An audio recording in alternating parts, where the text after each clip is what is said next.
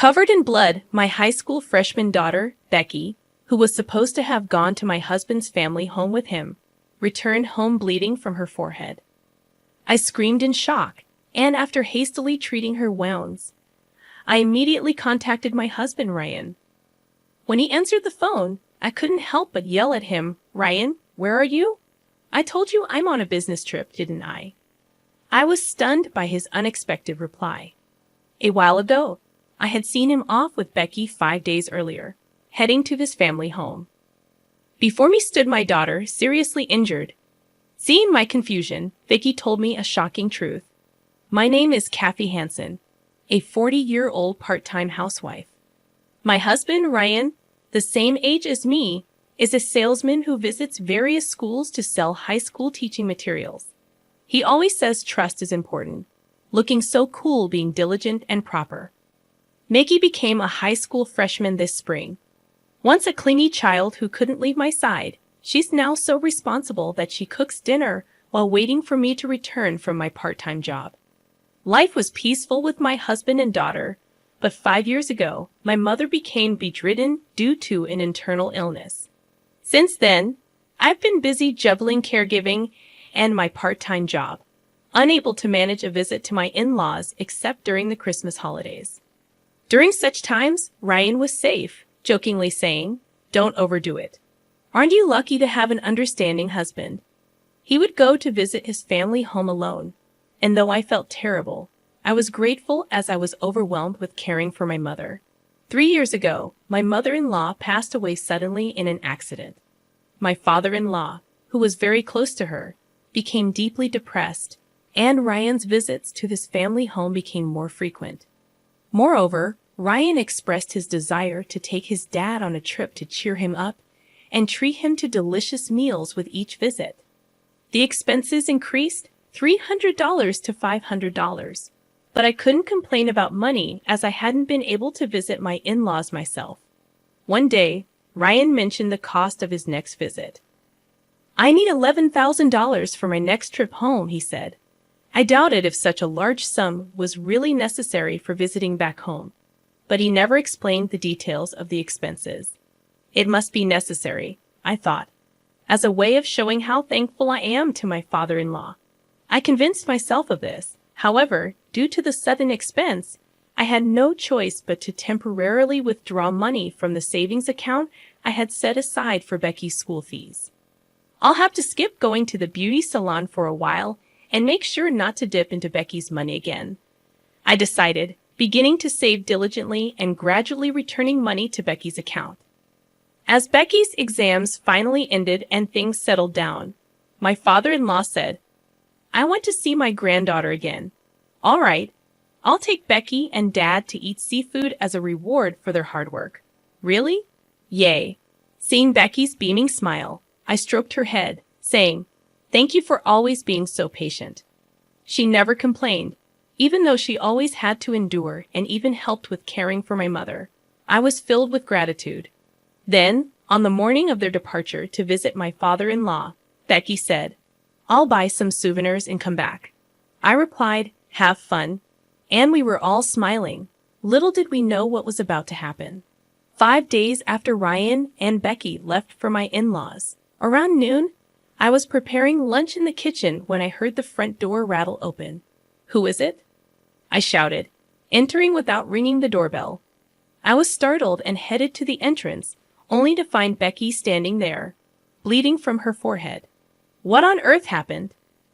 I let out a scream, almost in a shriek, desperately looking around for Ryan, but he was nowhere to be seen. Trembling, my eyes brought Becky inside, and I immediately called out to Ryan, "Ryan, where are you?" "I'm at work. Didn't I tell you that I left for a business trip the day after taking Becky to my parents' home?" I was confused, having heard nothing of this work, and more importantly, Becky had come home seriously injured. Ryan hung up quickly after saying, "She probably just fell. Don't take it too seriously. Girls her age tend to exaggerate." I couldn't possibly accept such a nonsensical story. While attending to Becky, I asked her, "Why are you injured? And did Dad leave for work?" Vicky, her face pale, kept her trembling lips sealed for a while. Then she whispered, "Dad." He pushed me. Shocked, I gently rubbed Becky's back as I listened to her story. An unbelievable truth was exposed. Ryan had been keeping secrets from us, and he had injured Becky when she discovered them. That's not all. He threatened her while she was bleeding, saying, "If you tell anyone about this, next time it won't just be an injury." Becky had managed to escape from my in-laws' house when Ryan hesitated, and my father-in-law returned home. Fortunately, she had some money with her and was able to take the bus back home. How anxious she must have been, hiding her injury all the way here. I vowed never to forgive anyone who hurts my sweet Becky. I was angry not only at Ryan for abusing Becky, but also at the secrets he had kept. After hearing everything from Becky, I was about to call my father-in-law, ready for revenge. I was shocked to see numerous missed calls from him on my phone. "Oh, I'm sorry. I didn't notice the phone while I was cooking," I apologized. "No, it's fine. More importantly, I heard Becky had to rush back due to some urgent matter." "Did she arrive safely at your place?" "That's what I've been worried about, and why I called so many times," my father-in-law inquired. Hearing his words left me speechless.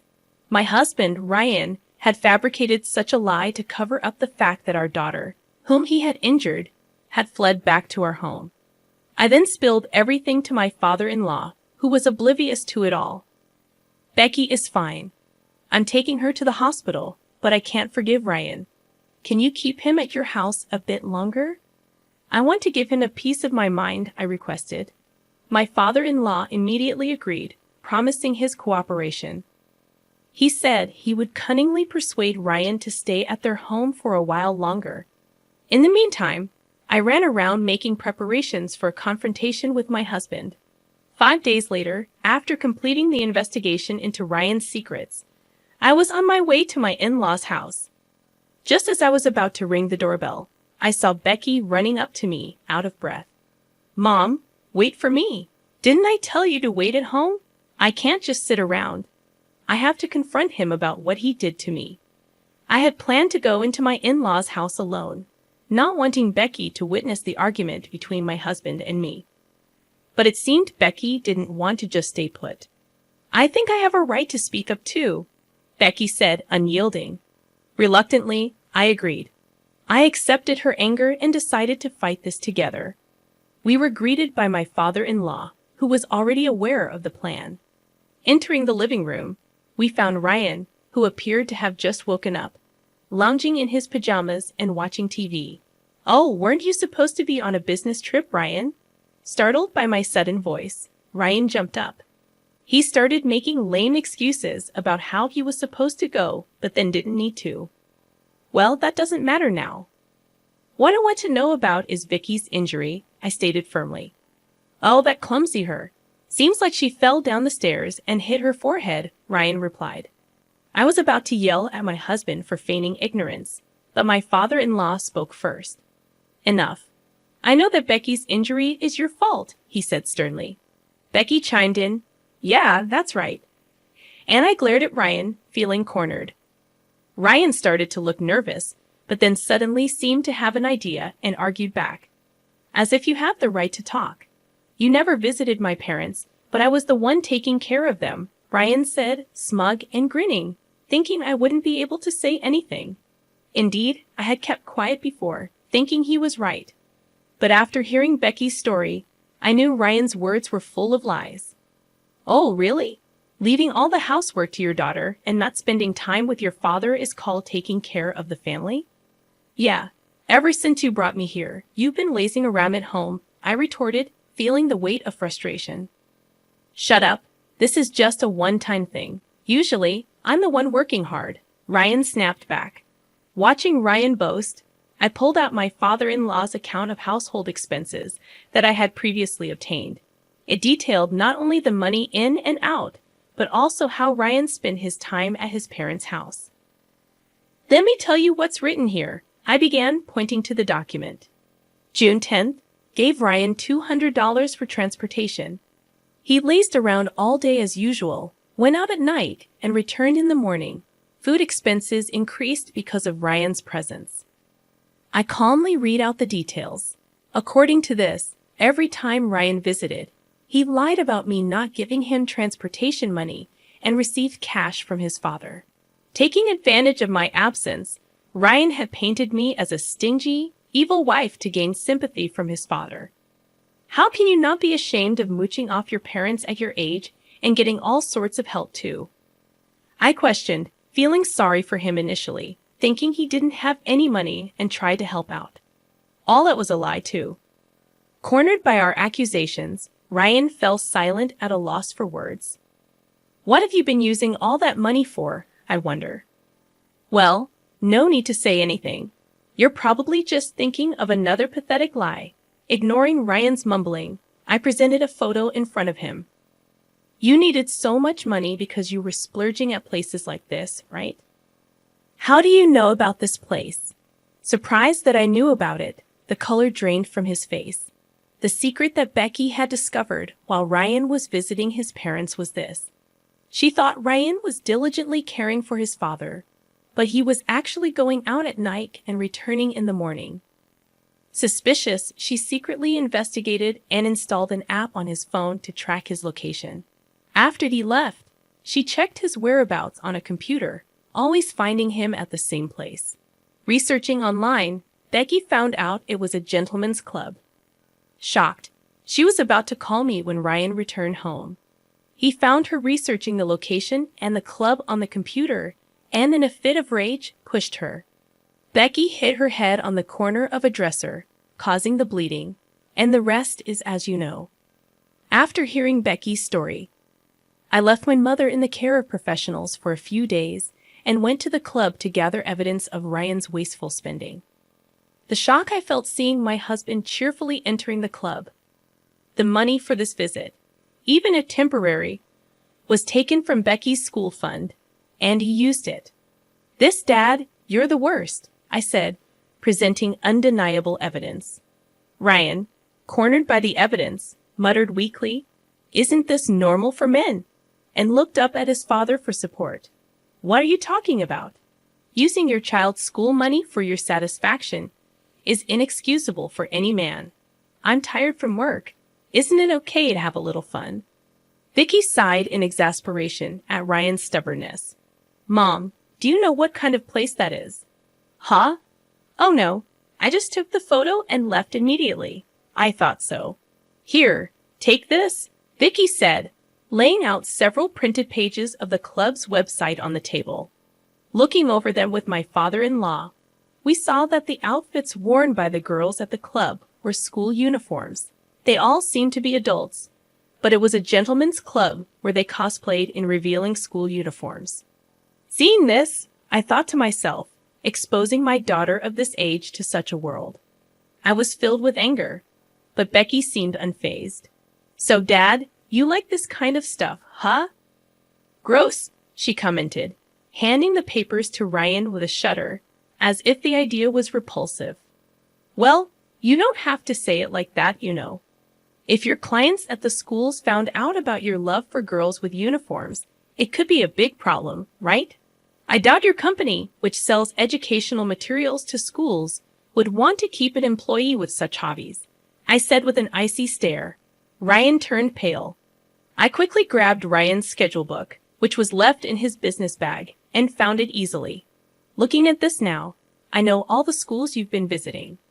Maybe I should inform your clients about your wonderful hobby. Please spare me that. I'm sorry. I went too far. I'll change my ways from now on. Realizing he couldn't escape, Ryan started trembling and knelt down. He apologized profusely. But years of frequenting those clubs, wasting money, not to mention injuring our daughter, were not forgivable. Who would believe a liar like you? I thought. Dad, I've consulted with a lawyer, and I'm ready to proceed with a divorce. I'll make sure you pay back all the money you squandered on your indulgences, plus compensation. This is the end for us. Ryan tried to cling to Becky, but she dodged him, saying, "You gross." Eventually, he broke down crying, and we glared at him coldly. Soon after the divorce was finalized, and I demanded from Ryan the $115,000 he had squandered and $30,000 in compensation. Word of his club visits leaked to his company. Ryan was fired, and even his father cut ties with him. Now, he lives alone in a rundown house, barely making ends meet with day-to-day jobs. Unable to afford the compensation payments, he ended up borrowing money from shady lenders and now lives in fear of debt collectors. Meanwhile, I have found more time to myself after the divorce. With Becky's help, my mother's health improved significantly, and she no longer needs care. Now, the three of us women are enjoying a happy and harmonious life.